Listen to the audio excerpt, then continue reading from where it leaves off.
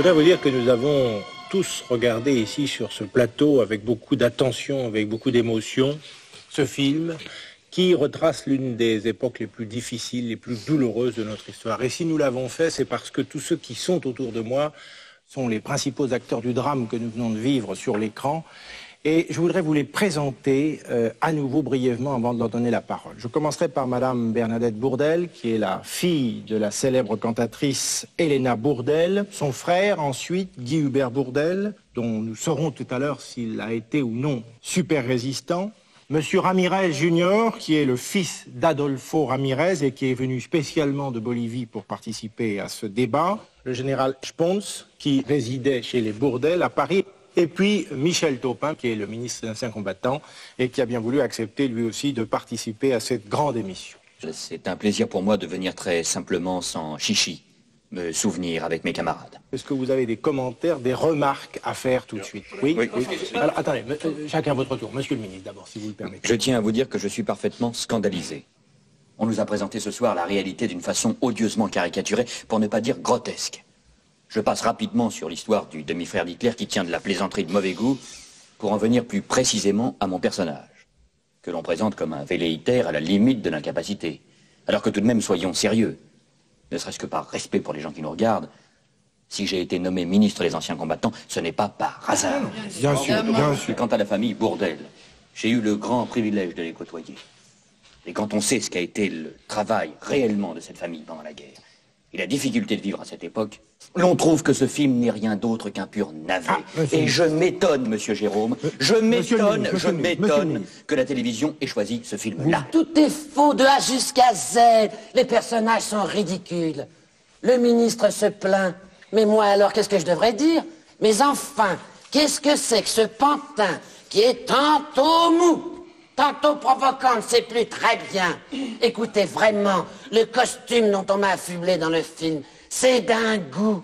C'est d'un goût. Oui, monsieur Ramirez, vous voulez intervenir? Io trovo questo film scandaloso parce que questo film traînato na merda une part de la population française et salvare beaucoup d'altres Français. Non, je vous en prie, n'exagérez pas. Monsieur Ramirez, une question. Est-ce que vous parlez français? Oui, pourquoi? Mais je pense qu'à ce moment-là, le débat gagnerait en clarté. Non, je peux parler français si vous voulez. Non, Mais c'est ce que c'est que ce mascarade, non, mais je veux rappeler que mon père n'est entré à la Gestapo que pour noyauter ce mouvement, n'est-ce pas, de l'intérieur. C'était en réalité un agent double, vous le savez très bien. Monsieur Ramirez, si votre père était un agent double, alors moi je suis un agent du KGB. Mais rien ne prouve le contraire. Étiez-vous ou non super résistant? Je n'ai rien à voir avec ce Superman d'opérette. J'étais coiffeur stagiaire à la Madeleine. J'avais un travail fou. J'ai dû porter 2 ou 3 messages pour les résistants. Voilà, c'est tout. On va pas en faire une jaunie. Non, monsieur Bourdelle est beaucoup trop modeste et c'est tout à son honneur. Mais il était bel et bien membre d'un réseau actif. Ne portez pas de masque, bien entendu, vous vous en doutez. Mais il était fort connu dans la résistance sous le nom de Sparadra. Et tout ça, c'est de l'histoire ancienne. Ça n'intéresse plus les jeunes. Ce qu'il leur faut maintenant, ce sont des héros virils et musclés, genre Rocky. Sparadra. Pourquoi pas Roudoudou, Raplapla pendant qu'on y est? Quand on a vécu les heures douloureuses qui furent celles de la France, de Montoire à Omaha Beach, croyez-moi. S'il vous plaît, croyez-moi. monsieur, Attendez, monsieur Ramirez.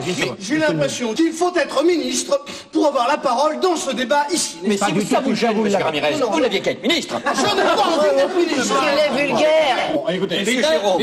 Attendez, monsieur le je ministre. précise. Monsieur Jérôme. Je demande la Attendez, parole. monsieur ou le pas ministre. Mon général. Jamais je n'ai fait partie de cette réunion de SS au château de Montbreuse. D'ailleurs, je faisais partie de la Wehrmacht, je le rappelle. Et à ce moment-là, je faisais une cure pour le foie à Luchon. Mon général, vous avez entendu tout à l'heure les questions des téléspectateurs. Ils voudraient savoir si oui ou non vous avez épousé après la guerre Madame Bernadette Bourdelle qui est ici avec nous. Cette question m'embarrasse personnellement. Je préférerais que vous la posiez à ma femme.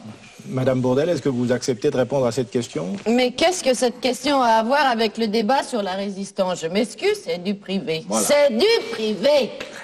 Je suis désolé, mais vous avez entendu, très nombreux sont ceux qui veulent savoir si vous avez épousé le général Spons.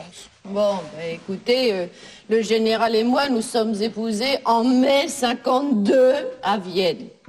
Mais c'est là où je dois dire que je ne comprends pas bien, car ce film a confondu mon histoire et celle de ma sœur Colette, qui a effectivement épousé Monsieur McBurette.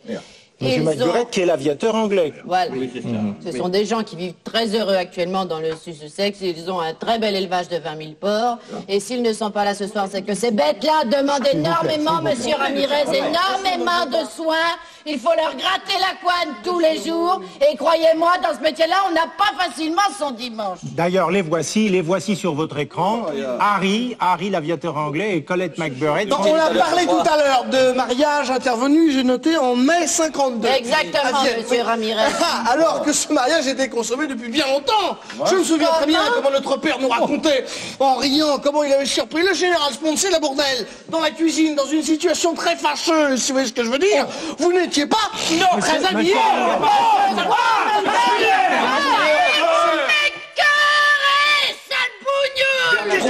C'est tout trouvé.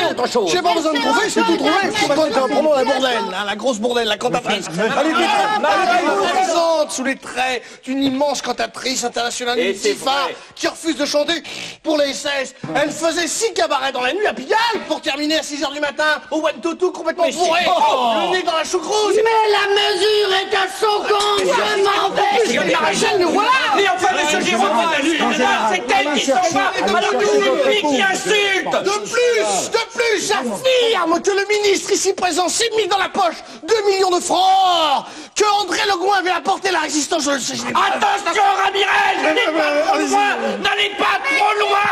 Cette mascarade, vous faites un joli métier. Madame, vous avez tort de quitter. La presse est pourrie. Les absents ont toujours tort. Donne-moi les clés de l'audi. C'est toi qui les as. Mais non, crétin, c'est toi. Vous ne pas partir. J'ai été mis en cause, monsieur Jérôme, j'ai demandé un droit de réponse. Mais ça suffit, monsieur Ramirez, ça suffit. Vous vous foutez du monde depuis trop longtemps. Je me demande ce que je fais ici. Attention, je vais crier très fort. Messieurs, est-ce que vous pourriez continuer ce débat dans le calme et dans la dignité? Je n'ai pas tout dit. Monsieur Ramirez, je sais asseyez-vous.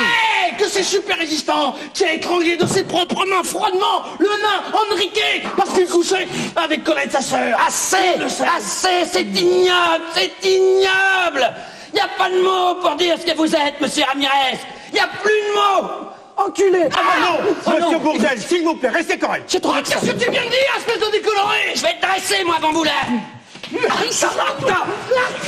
Monsieur, je vous en prie. Quelle salope de la part du gouvernement. C'est le mot de la fin, ainsi se termine cette émission.